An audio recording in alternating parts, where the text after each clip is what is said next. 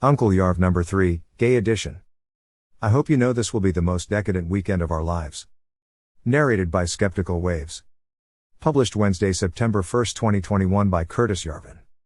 Inictituk from Buenos Aires writes. I am a man engaged to a man, and we are planning to get married next year.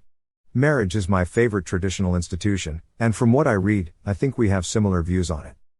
How do you suppose a wedding between two men can be arranged such that it balances 1. Respect for the incredible importance of marriage as a social institution, 2. Acknowledgement of differing comfort levels of attendees of a gay wedding, and 3. Willingness to celebrate an inherently relatively novel manifestation of the institution in a manner befitting to us, the couple?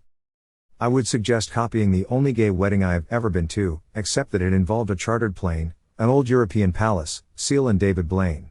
At one point during this affair I turned to my wife and said, I hope you know this will be the most decadent weekend of our lives. And so it proved. If you have the budget, do something like that. And invite me. I am no David Blaine, but I can be pretty entertaining on a stage. And I'm cheaper. Obviously I am not gay. Or if I am, I don't know I am. However, I am an atheist, which is basically the same thing.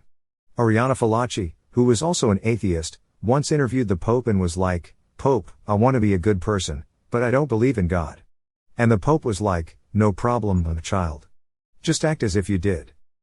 As someone who is not part of any living tradition, unless it is communism or at the very least, may Allah forgive me for uttering the word, Unitarianism, but who has the same attitude as you toward tradition itself, I think it is a bad thing to LARP tradition.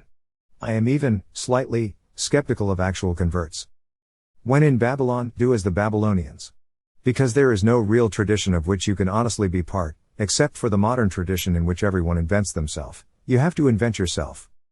But if you understand how these traditions work, your self-invention, to be exact, whatever marriage ceremony you invent, can be inspired by the things that work about one or more traditional rituals, hopefully not in a cheesy ecumenical way.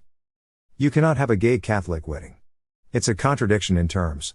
You can have a gay Catholic-inspired wedding, so long as it is not an impious counterfeit of the real thing, or close enough to offend your Catholic friends. I sense that you kind of get this. And arguably, the right tone for a wedding can be created in a completely freeform, even hippie style. For some people, that's their family tradition.